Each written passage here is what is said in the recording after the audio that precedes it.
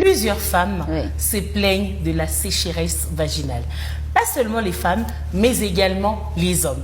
Il y a des hommes qui disent que c'est même à la base de beaucoup de problèmes dans le couple, les non-dits en fait. C'est un problème, mais l'homme n'arrive pas à dire à sa femme qu'en fait, je ne me sens pas lorsqu'on est en intimité parce que tu es trop sèche, tu n'arrives pas à mouiller naturellement. Et du coup, les femmes commencent à faire recours à des astuces naturelles, des poudres, ou encore on va te dire, fais tel mélange, introduis telle chose, ça va te lubrifier ou humidifier, bon voilà, ça va te rendre quand même humide, ça va, bref, on va t'expliquer toutes ces choses-là. Alors, on voudrait savoir aujourd'hui quelles sont les causes de la sécheresse vaginale et aussi, est-ce qu'il y a un âge où on peut quand même commencer à constater, où c'est normal, peut-être en médecine, on s'est dit à partir des 40 ans, une femme commence à développer cette sécheresse vaginale. Alors déjà, Immaculée, on doit savoir que la sécheresse vaginale, c'est lorsqu'il y a une absence de lubrification au niveau des parties vaginales de la femme. Je ne cesse de le dire ici assez souvent, c'est que les liquides vaginaux ou les pertes blanches sont pour le vagin, c'est que la salive est pour la bouche. C'est que une bouche sans salive, on ne sait pas vivre. Moi, je rencontrais quelqu'un qui ne produit pas suffisamment de salive et la personne est obligée de chiquer tout le temps pour lui permettre de lubrifier sa cavité buccale. De même aussi, une femme ne peut quand pas tu dis cavité, buccale, la bouche, c'est une cavité.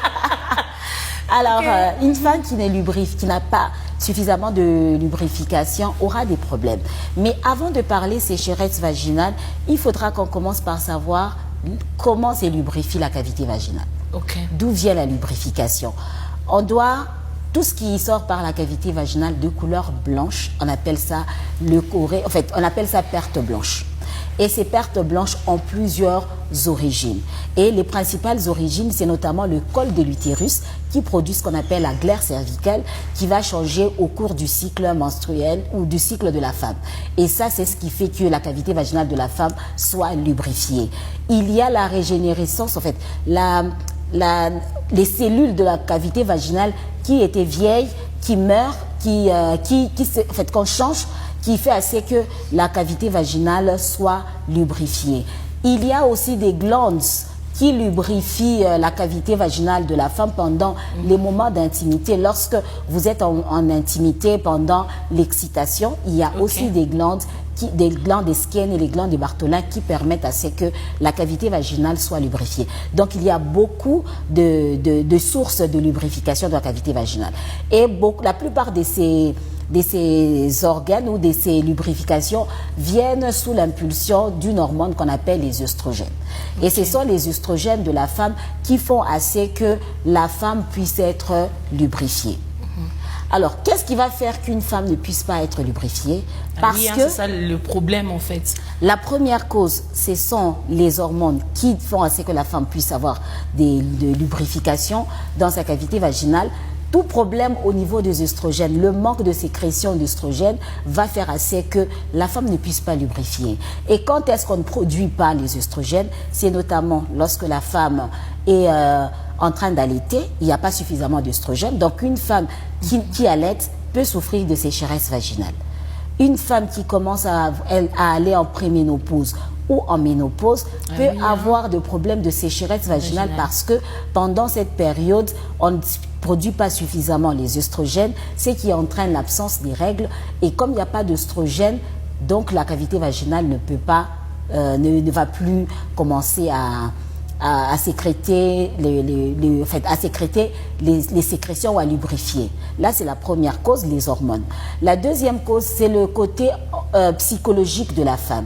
Lorsqu'une femme est anxieuse, par exemple, ça peut faire assez qu'elle ne produit pas suffisamment d'hormones. Donc lorsqu'elle est, je ne sais pas dire stressée, le stress, avec trop de pensées, de réflexion. De réflexion, pour une raison ou une autre, elle peut avoir perdu un membre de famille, avoir perdu le travail ou être stressée dans le milieu professionnel. Ça peut faire assez que cette femme-là ne produit pas suffisamment d'œstrogènes parce que quand on stresse, il y a une autre hormone qui prend le dessus sur les œstrogènes, le cortisol, et ça fait que cette femme ne va pas avoir suffisamment de lubrification. La prise des médicaments. Vous verrez que lorsque vous avez le rhume, par exemple, il y a des petits comprimés que tout le monde prend, qu'on appelle entre guillemets la polaramine, la chlorphényramine. C'est un antihistaminique. L'objectif, c'est de sécher les sécrétions, par exemple, au niveau de votre nez pour que vous ne puissiez pas avoir un nez qui coule. Et vous verrez que chaque fois que vous avez pris tous les médicaments qui contiennent la chlorphényramine ou les autres antihistaminiques, vous avez la bouche qui devient sèche, vous ne faites plus... Vous voyez le réflexe qu'on a quand on est enrhumé, c'est que ça coule, on fait ça. Mais quand vous avez pris ce médicament-là, ça sèche. Oui. De la même manière que ça séché au niveau du nez, ça sèche au niveau de la bouche, ça va sécher au niveau aussi de la cavité vaginale. Donc la prise des médicaments, lorsque vous êtes enrhumé ou lorsque vous avez la toux, ça peut se répercuter au niveau de votre cavité vaginale.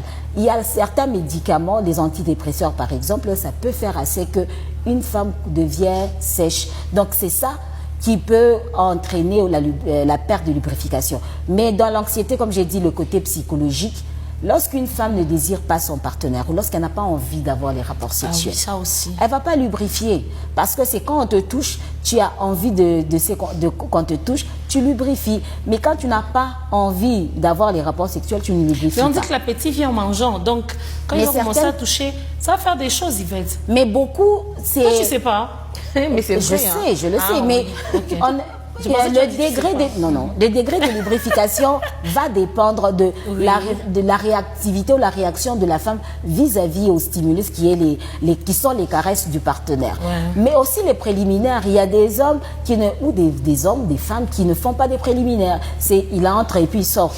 Ils ne font pas assez de préliminaires. Et quand vous ne faites pas assez de préliminaires, il y a